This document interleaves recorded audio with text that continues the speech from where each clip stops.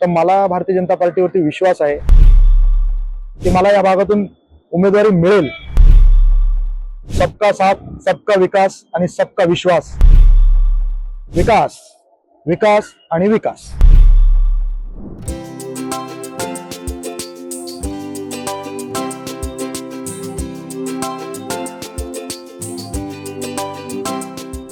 राहुल मांगेलाल शर्मा हे भारतीय जनता पार्टीकडून पुणे महापालिका निवडणुकीसाठी Kasba Ganpati, Kamala Nehru hospital, KEM hospital या प्रभाग क्रमांक 24 मधून इच्छुक आहेत। पक्षाकडे त्यांनी अधिकृतपणे उमेदवारी मागितली आहे। पक्षाची विचारधारा तळागाळात रुजवण्याबरोबरच इथल्या सामान्य माणसांचे प्रश्न सोडवण्यासाठी राहुल शर्मा सदैव तत्पर राहिले आणि इथल्या नागरिकांसाठी कोणत्याही पदावर नसताना त्यांनी अनेक विकास कामं केली आहेत। मला भारतीय जनता पार्टीवरती विश्वास आहे।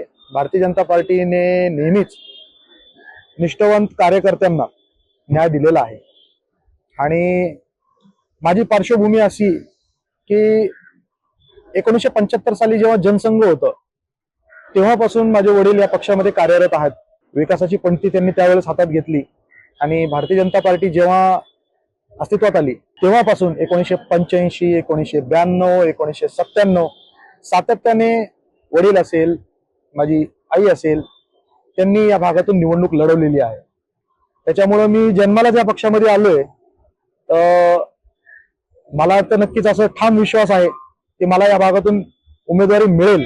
एक तर माझ्या परिवाराचं कार्य पाहून, निष्ठा पाहून, शिवाय मी फक्त निष्ठेवरती उमेदवारी मागत नाहीये तर माझ्या सामाजिक कार्यावरती पण मी उमेदवारी मागत आहे। त्याच्यामुळे मला उमेदवारी मिळेल याची मला खात्री आहे। राहुल शर्मा हे भारतीय जनता पार्टी आणि राष्ट्रीय स्वयंसेवक संघाच्या विचाराशी एकनिष्ठ आहेत। त्यांचे वडील मांगेलाल शर्मा यांनी 1985 मध्ये या भागातून पहिल्यांदा महापालिका निवडणूक लढवली होती। त्यानंतर 1992 मध्ये त्यांनी निवडणूक लढवली आणि त्यांचाच वारसा राहुल शर्मा पुढे चालवत आहेत। भाजपाचे सर्वोच्च नेते अटल बिहारी वाजपेयी जेव्हा जेव्हा पुण्यात यायचे तेव्हा मांगेलाल शर्मा त्यांच्या सेवेला हजर असायचे।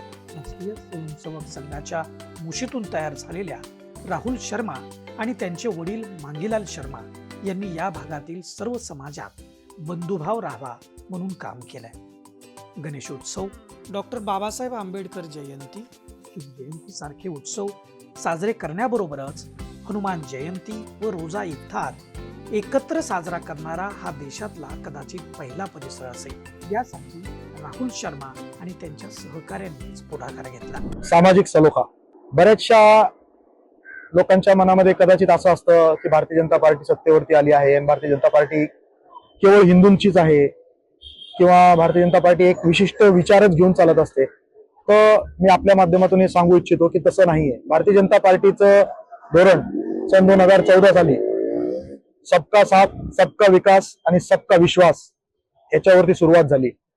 त्याच अनुषंगाने मी सुद्धा मोदी साहेबांनी दाखवलेल्या मार्गावरती चालत आहे।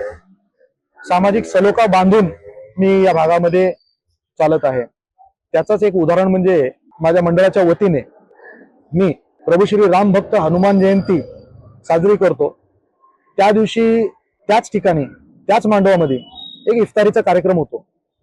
त्याचं वैशिष्ट्य असं की इफ्तारी सायंकाळी असते आणि हनुमान जयंतीचं जेवण दुपारी असतो। पण दुपारी जेवण वाटायला माझे मुस्लिम बांधव उपास असताना येतात आणि सायंकाळी आपले हिंदू बांधव त्यांचा उपास सोडवण्याकरिता येतात। ह्याच्यापेक्षा उत्तम सामाजिक सलोखा मला कदाचित अजून दिसला नाही आणि खरंच भारतामध्ये तशी बांधिलकी आणि भावबंदकी आहे। त्याच गोष्टीवरती मी चालतो। विजन फक्त एकच, विकास, विकास आणि विकास। आणि विकास कामासाठी पक्ष ऑलरेडी विकासाचे काम करतोय। त्याच्यामध्ये मी एक छोटा खारीचा वाटा उचलून माझ्या भागामध्ये चांगल्या विकासाचं काम करेल ह्या विजनने मी उतरतोय।